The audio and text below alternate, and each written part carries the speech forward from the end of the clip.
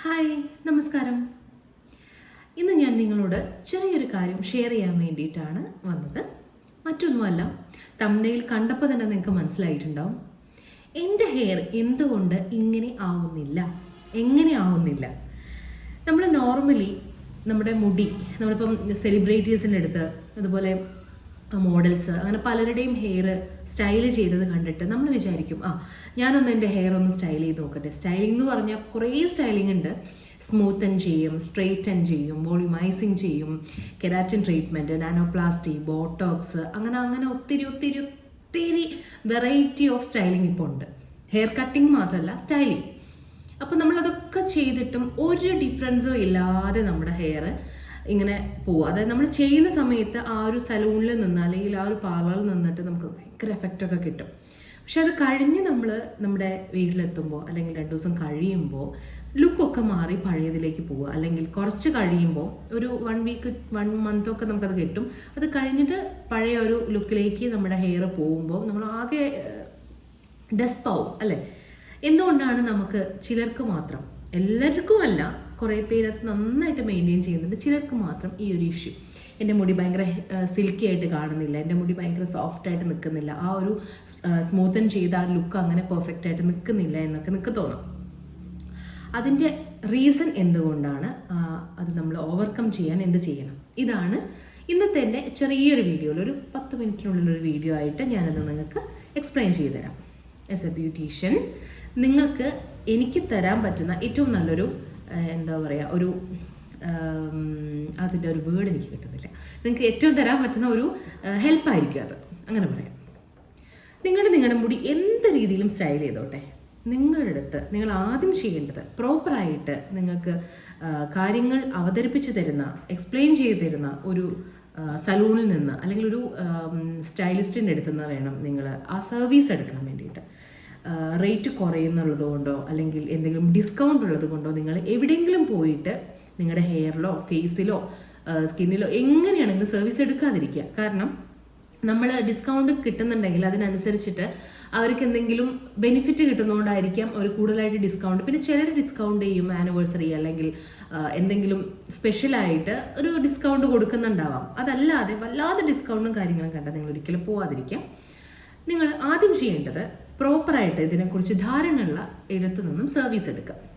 രണ്ടാമത്തേതല്ല, the main point എന്താണെന്ന് വെച്ചാൽ നിങ്ങൾ പ്രോപ്പർ ഹോം കെയർ ചെയ്യുക.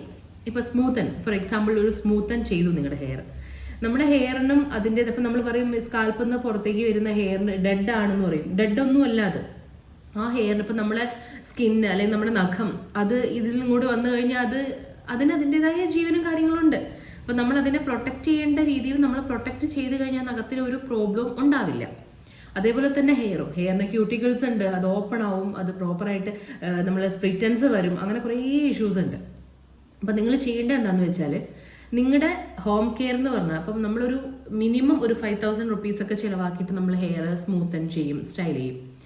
അപ്പം നമ്മളതിലൊരു 1,000 റുപ്പീസ് മിനിമം 1,000 റുപ്പീസ് ചിലവാക്കി അതിൻ്റെ ഷാമ്പൂ, അതിൻ്റെ കണ്ടീഷണർ, അതിൻ്റെ സിറം, ഇത്രയും കാര്യങ്ങൾ നമ്മൾ വാങ്ങിക്കാൻ പ്രാപ്തരാണെങ്കിൽ മാത്രം നിങ്ങൾ ഈ ഒരു കാര്യത്തിന് ഇറങ്ങിത്തിരിക്കുക. ഇതിപ്പോൾ കെരാറ്റിൻ അങ്ങനെ കുറേ ട്രീറ്റ്മെൻറ്റ്സ് ഉണ്ട്, ഇതിലൊക്കെ തന്നെ ഉണ്ടാവും ഹോം കെയർ.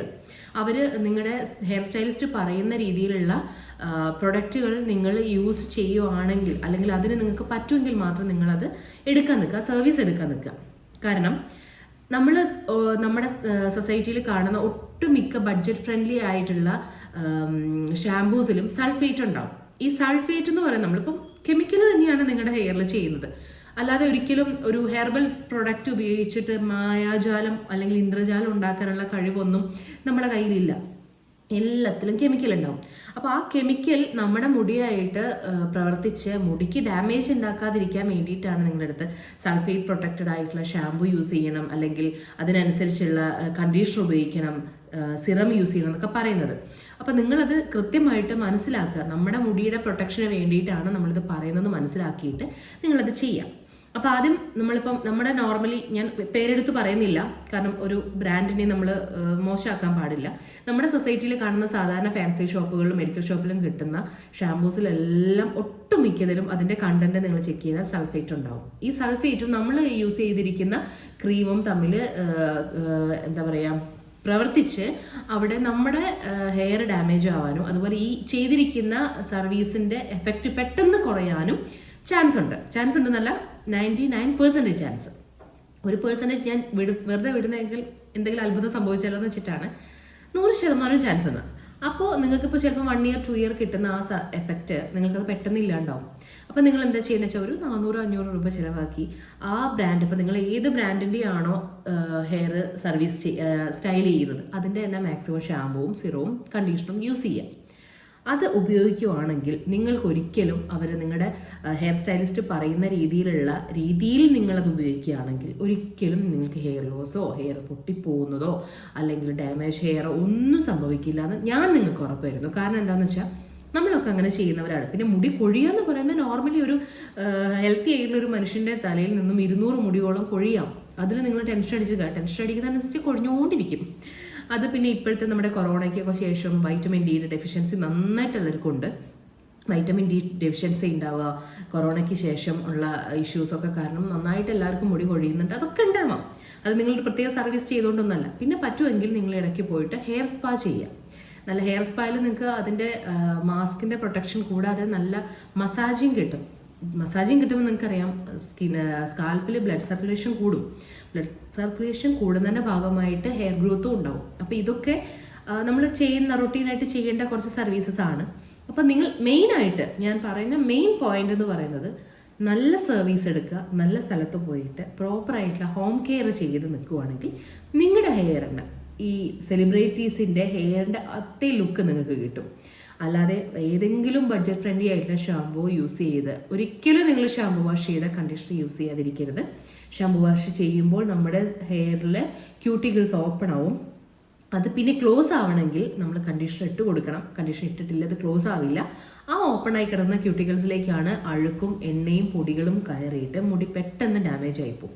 മുടി ഭയങ്കര ഫ്രിസി ആവുന്ന എന്തുകൊണ്ടാണ് നിങ്ങൾ വിചാരിക്കുന്നതാണ്? ഫ്രിസി ആവുന്ന ഇതുകൊണ്ട് തന്നെയാണ്. ഷാമ്പൂ ഇട്ട് കണ്ടീഷണർ ഇടാതെ ഇരിക്കുമ്പോൾ ക്യൂട്ടിക്കിൾസ് ഓപ്പൺ ആയിട്ട് മുടി ഡാമേജ് ആവുകയാണ്.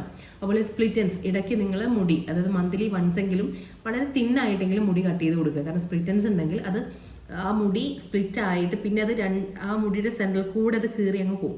അങ്ങനെ കുറേ പ്രോബ്ലംസ് ഉണ്ട്. അപ്പോൾ നിങ്ങൾക്ക് എന്തെങ്കിലും കൂടുതൽ ഡൗട്ടുകളും കാര്യങ്ങളും ഉണ്ടെങ്കിൽ ഇപ്പം ഞാൻ പറഞ്ഞത് ക്ലിയർ ആവായിക്കോ എന്തെങ്കിലും ഉണ്ടെങ്കിൽ നിങ്ങൾ കമൻറ്റ് ചെയ്തോളൂ. ഞാൻ ഇൻസ്റ്റാഗ്രാമിലും കമൻറ്റ് ചെയ്യും. അതുപോലെ തന്നെ നമ്മുടെ ഈ യൂട്യൂബിൽ തന്നെ നിങ്ങൾക്ക് കമൻറ്റ് ചെയ്യുകയാണെങ്കിൽ ഒട്ടുമിക്ക ആൾക്കാർക്കും അതിൻ്റെ റിപ്ലൈ കാണാനും പറ്റും. ഓക്കെ, അപ്പോൾ എന്തെങ്കിലും സംശയങ്ങളുണ്ടെങ്കിൽ കമൻറ്റ് ചെയ്തോളൂ. നിങ്ങൾ എൻ്റെ ചാനൽ സബ്സ്ക്രൈബ് ചെയ്തിട്ടില്ലെങ്കിൽ ഒന്ന് ചെയ്യാം. അതുപോലെ ഇഷ്ടപ്പെട്ടിട്ടുണ്ടെങ്കിൽ ലൈക്കും ചെയ്യാം.